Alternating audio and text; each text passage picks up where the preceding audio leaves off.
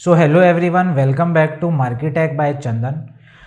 अभी तक हमने देखा कि वेबसाइट क्या होती है, डोमेन क्या होता है और होस्टिंग क्या होता है। जब ये तीनों हमारे पॉइंट क्लियर हो गए हैं तो आज के इस वीडियो में हम देखेंगे कि वेबसाइट को प्लान कैसे किया जाता है, उसका ऑब्जेक्टिव क्या होना चाहिए और उसके ऊपर कंटेंट डिलीवरी जो होती है फॉर बेटर यूज़र एक्सपीरियंस वो कैसी होनी चाहिए और क्या क्या हम स्ट्रक्चर रखते हैं। ओके। इस वीडियो में हम समझेंगे कि वेबसाइट की प्लानिंग क्या होती है, वेबसाइट के ऑब्जेक्टिव क्या होते हैं, वेबसाइट का जो स्ट्रक्चर होता है वो किस टाइप का होना चाहिए, लास्टली वेबसाइट का जो कंटेंट प्लानर होता है वो हम कैसे बनाते हैं या फिर क्या होना चाहिए। तो सबसे पहला पार्ट हमारा क्या आया, व्हाट इज़ वेबसाइट प्लानिंग। तो वेबसाइट का जो प्लान किया जाता है तो वेबसाइट बनाने से पहले हमारी कुछ प्लानिंग होती है जो कि बहुत क्लियर होनी चाहिए। तो सबसे पहला अगर हम बात करें कि बिना तो सबसे पहला कि अगर हम बात करें बिना प्लानिंग की जो वेबसाइट होती है उसमें सबसे बड़ा चैलेंज क्या आता है कि एक तो जो वेबसाइट होती है वो कन्फ्यूज़न क्रिएट करती है। सेकंड हमारा होता है कि यूज़र को समझ में ही नहीं आता कि वेबसाइट किस लिए बनाई गई है और क्यों बनाई गई है, तो उसको हम बोलते हैं बैड यूज़र एक्सपीरियंस। और तीसरा और जो मेजर पॉइंट होता है कि वो रिज़ल्ट ड्रिवन ही नहीं होता, क्योंकि जो हमने सोचा लेकिन वेबसाइट पे हमने वो दिया ही नहीं, तो फिर वो रिज़ल्ट ड्रिवन हो ही नहीं सकता। अब वेबसाइट की जो प्लानिंग होती है वो इंश्योरिटी हमें क्या देती है, तो सबसे पहला कि जो वेबसाइट की जो प्लानिंग हमने करी, जो हमारा मोटिव है बिज़नेस का, वो हमें एकदम क्लियर रखना है। यूज़र आया, उसको सबसे पहले वेबसाइट खोलते ही पता चल गया कि किस टाइप की वेबसाइट है, क्या प्रोडक्ट वो सेल कर रहे हैं या फिर क्या सर्विसेज वो प्रोवाइड करा रहे हैं। तो जब ये सारी की सारी चीज़ें एक यूज़र को क्लियर हो जाती हैं तो इसका मतलब आपकी जो वेबसाइट की प्लानिंग थी वो इफ़ेक्टिव वे में एग्जीक्यूट हो गई है। ओके। तो फिर उसके बाद हम देखेंगे कि वेबसाइट का जो ऑब्जेक्टिव है वो क्या होना चाहिए। तो वेबसाइट का ऑब्जेक्टिव बहुत क्लियर रखना है। फॉर एग्जांपल अगर हमें सिर्फ ब्रांड अवेयरनेस के लिए ही वेबसाइट बनानी है तो उसमें हम क्या डालेंगे कि अपनी ब्रांड की हिस्ट्री डालेंगे, ब्रांड कैसे हमने डेवलप किया वो डालेंगे, उसके ऊपर हम कुछ रिव्यूज़ डालेंगे, तो जिससे कि वेबसाइट की जो ब्रांड बिल्डिंग है वो इंक्रीज़ हो। तो उसमें जो इमेजेस हैं वो थोड़ी-सी प्रोफ़ेशनल इमेजेस हमें डालनी है, चाहे वो आपके प्रोडक्ट की हों, चाहे वो आपके सर्विसेज़ की हों या फिर आपके कंपनी के स्ट्रक्चर की हों। तो जितना नीट एंड क्लीन आपकी वेबसाइट होगी, ब्रांड बिल्डिंग उतनी ही अच्छी होती है। सेकंड पॉइंट क्या हो सकता है कि वो हमारा लीड जनरेशन के लिए हमारा ऑब्जेक्टिव हो सकता है कि यूज़र आए, अपना डेटा हमसे शेयर करें और हम उनको कॉल करके अपने प्रोडक्ट को बेचें, अपने सर्विसेज को बेचें या फिर जिसको जो भी रिक्वायरमेंट है वो एक लीड फॉर्म। तो अब लीड जनरेशन के लिए मुझे क्या चाहिए, वहाँ पे एक लीड फॉर्म आना चाहिए जहाँ पे मैं लीड को कैप्चर करूँ कि लोग आए, यूज़र आए, वो अपना नाम डाले, अपनी ईमेल आईडी डाले, अपना मोबाइल नंबर डाले और अपना एड्रेस डाले, अपनी लोकेशन को वो चूज़ करे और सबमिट कर दे। एकदम सिंपल सोबर रखना है वेबसाइट को, तो वहाँ पे लीड जनरेशन मेरा एक ऑब्जेक्टिव हो सकता है। फिर तीसरा क्या होता है, मेरा ऑब्जेक्टिव हो सकता है कि आपको ऑनलाइन सेल इंक्रीज़ करनी है या फिर आपको प्रोडक्ट जो है वो अपने ई-कॉमर्स प्लेटफॉर्म बनाना है। तो ई-कॉमर्स प्लेटफॉर्म में हमें क्लियर हो गया कि हमें वेबसाइट की इमेजेस देनी है, वेबसाइट पे प्रोडक्ट की इमेज आ गई, उसके बाद उसकी प्राइसिंग आ गई, उसकी डिस्क्रिप्शन आ गई और वहाँ पे बाय नाउ या फिर ऐड टू कार्ट का हमने एक बटन दे दिया। तो जब हमने बाय नाउ का बटन दिया, यूज़र आया, उसको प्रोडक्ट परचेज़ करना है, वो बाय नाउ पे क्लिक करेगा, चेकआउट करेगा, पेमेंट क्लियर करेगा, ऑर्डर प्रोसेस हो गया। तो ये मेरा एक ऑब्जेक्टिव हो सकता है। फिर तीसरा क्या हो गया, सिर्फ इन्फॉर्मेशन शेयरिंग।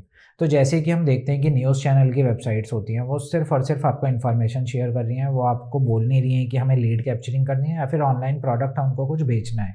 वो सिर्फ और सिर्फ आपको इन्फॉर्मेशन दे रही हैं कि इंडिया में क्या चल रहा है या ग्लोब लेवल पे क्या चल रहा है या फिर country wise, state wise, city wise, वो न्यूज़ चैनल किसी भी तरीके का हो सकता है, वो सिर्फ और सिर्फ आपको इन्फॉर्मेशन पास कर रही हैं। तो वहाँ पे भी आपका एक ऑब्जेक्टिव क्लियर है कि हमें सिर्फ एक इन्फॉर्मेटिव वेबसाइट बनानी है। तो ये हमारा सारा का सारा क्या हो गया कि ये ऑब्जेक्टिव हमारे मल्टीपल ऑब्जेक्टिव हो सकते हैं, बट आपको डिसाइड करना है कि आपका मेन ऑब्जेक्टिव क्या है। वेबसाइट पे ट्रैफिक आपको चाहिए, तो ट्रैफिक आने के बाद यूज़र का एक्सपीरियंस क्या देना है, उसको ऑनलाइन सेल के लिए पुश करना है, सिर्फ आप उसको इन्फॉर्मेटिव वेबसाइट बना रहे हो या फिर आप उसमें लीड जनरेशन कैंपेन चला रहे हो, तो वो आपको डिसाइड करना है कि हमारा ऑब्जेक्टिव क्या है, उसी के अकॉर्डिंग आपका प्लान बनेगा। फिर तीसरा क्या आया कि वेबसाइट का जो स्ट्रक्चर है वो किस तरीके का होना चाहिए। तो वेबसाइट के जो पेजेस हैं वो एक बहुत अरेंजमेंट होता है वेबसाइट का। तो जैसे कि उसमें सबसे पहला हमने बात की थी कि हम इसको अभी एक एग्जांपल की तरह से भी समझेंगे। मैं स्क्रीन शेयर करके आपको समझाऊंगा कि क्या क्या इसके अंदर जो वेबसाइट का स्ट्रक्चर होता है वो किस तरीके का होता है। तो इसको अभी देख लेते हैं हम। तो ठीक है, तो सबसे पहले हम देखते हैं कि जो हमारा बेसिक वेबसाइट का स्ट्रक्चर होता है वो क्या होता है। एक वेबसाइट पे चलते हैं हम पहले। तो वेबसाइट एक मैं यहाँ पे ओपन कर लेता हूँ। तो अभी जैसे कि आपको स्क्रीन पे दिख रहा है, मैंने यहाँ पे एक वेबसाइट सर्च किया नायका की। ओके, मैं नायका.com पे गया। अब हम क्या देख रहे हैं, अभी हम बात कर रहे थे कि वेबसाइट का जो एक बेसिक स्ट्रक्चर होता है उसमें हमें क्या क्या चीज़ें चाहिए होती हैं या फिर क्या क्या चीज़ें इंपॉर्टेंट है। तो सबसे पहला मेरा नायका.com, नायका का लोगो आ गया यहाँ पे। यहाँ से मेरे को क्लियर हो गया कि नायका की वेबसाइट है। उसके बाद अब मेरे को मान लीजिए कि मेकअप का प्रोडक्ट ख़रीदना है, मेरे को स्किन केयर का कोई प्रोडक्ट या हेयर से रिलेटेड प्रोडक्ट। तो मैंने यहाँ पे ये देखा कि हाँ, यहाँ पे कैटेगरीज़ बनी हुई हैं। मेरे को जो प्रोडक्ट ख़रीदना है मैं डायरेक्ट उसके अंदर जाऊँगा और मैं ख़रीद सकता हूँ। तो जैसे कि आपको ये वाला स्क्रीन दिख रही है, इसको हम बोलते हैं होम पेज। तो होम पेज पे इन्होंने मेजर अपनी कैटेगरीज़, अच्छी अच्छी इमेजेस, और यहाँ पे इनका जो भी ऑफ़र चल रहा है यहाँ पे इन्होंने मेरे को ऑफ़र्स दिखा दिए। उसके बाद यहाँ पे हम बात करेंगे कि इन्होंने जो न्यू लॉन्च इनके प्रोडक्ट्स हैं यहाँ पे इन्होंने मेरे को वो दिखाए हैं। उसके बाद मैं देख रहा हूँ कि यहाँ पे इनके कुछ ऑफ़र्स चल रहे हैं, यहाँ पे वो दिखा दिया इन्होंने। तो ऐसे करके आपके जो सेक्शन है वो क्लियर, नीट एंड क्लीन होने चाहिए। अब जैसे कि यहाँ पे दिखा रहा है कि इस पे रेक्सोना के भी प्रोडक्ट हैं, डव के प्रोडक्ट हैं, पाल्मोलिव के प्रोडक्ट हैं। तो ऐसे करके इसके पास मल्टीपल प्रोडक्ट्स मल्टीपल कंपनीज़ के अवेलेबल हैं। ओके, तो यहाँ पे क्या हुआ कि ये ई कॉमर्स प्लेटफॉर्म है नायका का, और यहाँ पे सारी की सारी डिटेल्स हमको शो की गई हैं।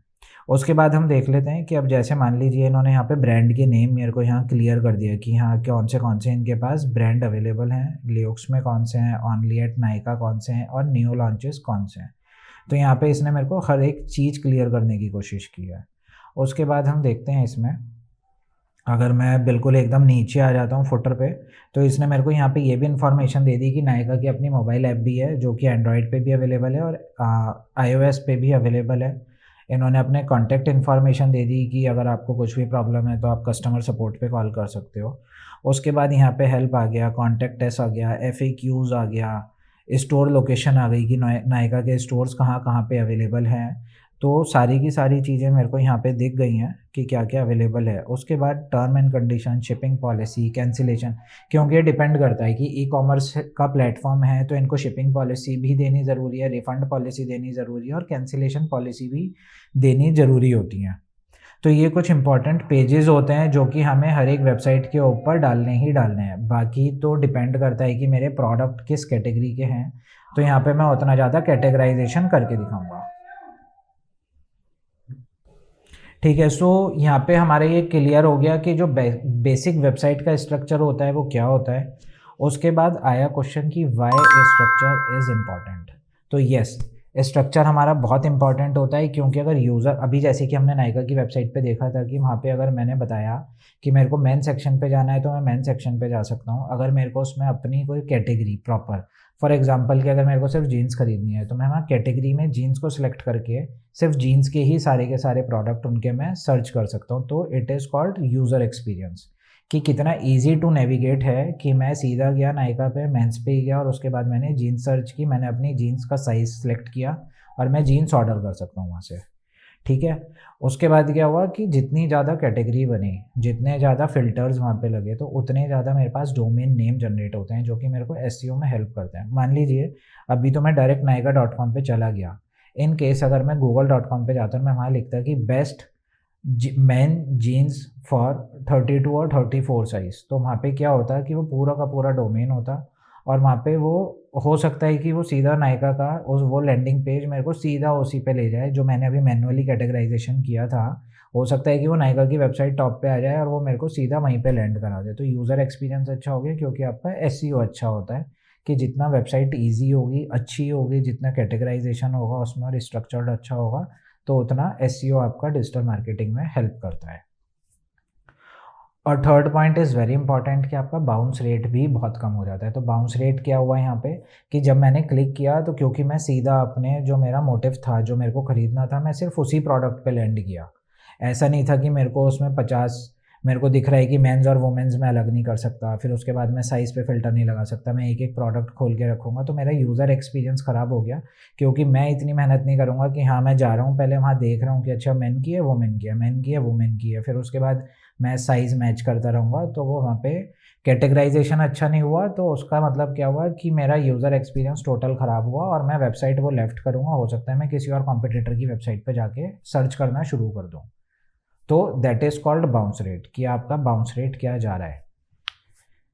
Okay, so now let's move to website content planning. तो जैसे कि हमने इस वीडियो के स्टार्टिंग में देखा था, बात की थी कि हम लोग वेबसाइट के कंटेंट की प्लान की भी बात करेंगे कि किस टाइप का कंटेंट हमें वेबसाइट पे डालना चाहिए और क्या इंपॉर्टेंट होता है यूज़र प्रोस्पेक्टिव से।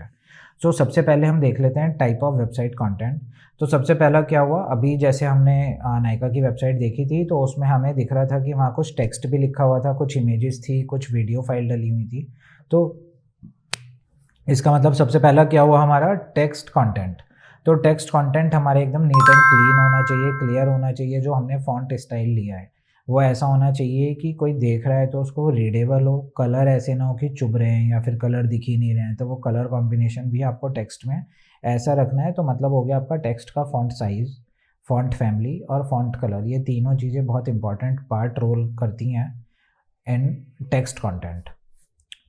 उसके बाद सेकंड पॉइंट आया हमारा विजुअल कंटेंट। तो विजुअल कंटेंट में हमने क्या देखा अभी कि वहाँ पे कुछ इमेजेस लगी हुई थी, कुछ इन्फोग्राफिक इमेजेस भी थी और प्लस वहाँ पे हमारे वीडियोस भी थे। तो वो कितने अट्रैक्टिव हैं, कितने कलरफुल हैं, थीम के साथ कलर जा रहा है या नहीं जा रहा है, तो वो सब चीज़ें भी हमारे लिए एक इम्पॉर्टेंट पार्ट रोल करती हैं कि विजुअल कंटेंट हमारा कितना विजुअलाइज हमें अट्रैक्ट कर रहा है या यूज़र को अट्रैक्ट कर रहा है। फिर तीसरा पार्ट आया हमारा कॉल टू एक्शन। तो अभी जब हमने देखा था कि कॉल टू एक्शन में वहाँ बाय नाउ का भी बटन होता है, ऐड टू कार्ट का भी बटन होता है, तो आपको जो कॉल टू एक्शन वहाँ पे देना है। तो अभी तो हम बात कर रहे हैं सिर्फ ई कॉमर्स की और नायका की वेबसाइट की।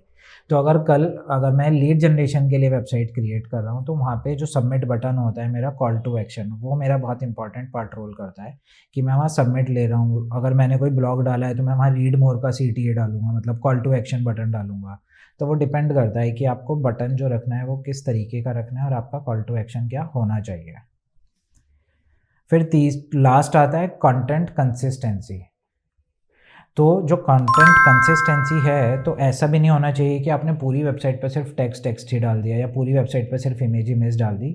तो आपको वहाँ पे कंटेंट कंसिस्टेंसी रखनी है कि कहीं पे टेक्स्ट आएगा, वो आपका पूरा का पूरा लेआउट पे डिपेंड करता है जो आपने डिज़ाइन रखा है वेबसाइट का, कि वो एक सिंपल थीम बेस्ड होना चाहिए, कलर टोन सेम होनी चाहिए। ऐसा नहीं है कि कहीं पे रेड यूज़ किया और उसकी जगह फिर कहीं पे येलो यूज़ कर लिया, कहीं ब्लैक यूज़ कर रखा है तो कहीं रेड यूज़ कर रखा है। तो वो क्या होता है, मैक्सिमम जो आज के टाइम पे ब्रांड करते हैं कि जो आपने अपना लोगो कलर रखा है तो उसी लोगो कलर से रिलेट आपकी पूरी की पूरी थीम का कलर होना चाहिए वेबसाइट का, उसी के मिक्स एंड मैच होना चाहिए। अगर आपने पेस्टल कलर का लोगो लिया है तो पेस्टल कलर से ही आपको वेबसाइट बनानी चाहिए। और ऐसा नहीं होना चाहिए कि एक सेक्शन आपका एकदम डार्क है, दूसरा सेक्शन एकदम लाइट हो गया, तीसरा सेक्शन मिक्स हो गया। तो वो कंसिस्टेंसी आपको रखनी पड़ेगी कंटेंट में। तो जहाँ पे टेक्स्ट आना चाहिए वहाँ टेक्स्ट आए, जहाँ पे वीडियो आनी चाहिए वहाँ वीडियो है, जहाँ पे इमेजेस आनी चाहिए जो विजुअलाइज अच्छा लगे वो। तो अभी हमने देख लिया कि वेबसाइट के कंटेंट की जो प्लानिंग होती है वो किस तरीके से होती है और किन किन पार्ट्स पे डिवाइड होती है। अब हम देखते हैं कि वेबसाइट की प्लानिंग और डिजिटल मार्केटिंग आपस में कनेक्ट कैसे कर रहे हैं। तो जो वेबसाइट की प्लानिंग डायरेक्टली डिजिटल मार्केटिंग से ही कनेक्टेड होती है। तो सबसे पहले हमने बात की थी कि SEO के लिए स्ट्रक्चर बहुत अच्छा होना चाहिए। तो वेबसाइट का जो SEO के लिए स्ट्रक्चर चाहिए, क्योंकि पूरा लेआउट और वेबसाइट ज़्यादा हैवी ना हो, यूज़र एक्सपीरियंस बहुत अच्छा हो, तो वो हमारा SEO बाय डिफ़ॉल्ट ही अच्छा हो जाता है। दूसरा आता है हमारा एड्स के लिए लैंडिंग पेज क्रिएट करना। जब हम एक थीम बेस्ड वेबसाइट क्रिएट कर रहे हैं उसके पैरेलल अगर मेरे को लीड जनरेशन कैंपेन चलाना है तो मैं उसके लिए ऐड रन करूँगा। ऐड रन करने के लिए क्या होता है कि हमें एक ही वेबसाइट के लैंडिंग पेज पे वो इतना अट्रैक्टिव बनाना है कि लोगों को देखते ही समझ में आ जाए कि मैं कौन सी सर्विस प्रोवाइड करा रहा हूँ, क्या प्रोडक्ट मैं यहाँ बेच रहा हूँ, जिसकी वजह से वो आके और उस पर कॉल टू एक्शन पे क्लिक करें। कॉल टू एक्शन में मैंने क्या बटन रखा है वो उस पर क्लिक करें और उसके बाद उस पर वो अपना एक्शन को ले।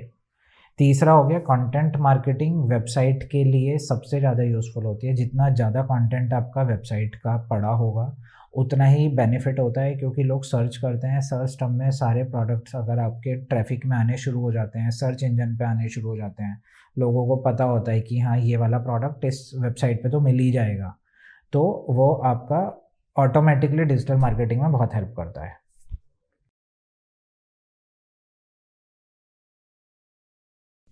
आज की इस वीडियो में हमने समझा कि वेबसाइट प्लानिंग का मतलब क्या होता है, वेबसाइट स्ट्रक्चर क्या होता है, कंटेंट प्लानर क्या होता है, कंटेंट प्लान कैसे किया जाता है, और जो आपकी वेबसाइट है वो डायरेक्ट आपको डिजिटल मार्केटिंग में कैसे हेल्प करती है। अगर आपको ये वीडियो हेल्पफुल लगा हो तो आप वीडियो को कमेंट करें, लाइक करें, और हाँ, अगर आपको कुछ भी कन्फ्यूज़न है, कहीं पे कुछ भी क्वेरी है, आपके कोई क्वेश्चन है, तो आप कमेंट में लिख सकते हैं और मैं उसका 100% ट्राई करूँगा रिप्लाई करने का और आपको सॉल्यूशन देने का। नेक्स्ट आने वाले वीडियोस में हम लोग अब डिटेल में जाना शुरू होंगे कि जो जो डिजिटल मार्केटिंग के चैनल्स होते हैं, for example SEO, SEM, SMM, तो बहुत सारे चैनल्स हैं जिसको हम आगे जाके प्रैक्टिकल और डीप नॉलेज के साथ पढ़ना शुरू करेंगे। जो नेक्स्ट वीडियो होगी हमारी वो एसईओ पे होने वाली है, सर्च इंजन ऑप्टिमाइजेशन पे। तो मिलते हैं नेक्स्ट वीडियो में, तब तक के लिए थैंक यू सो मच।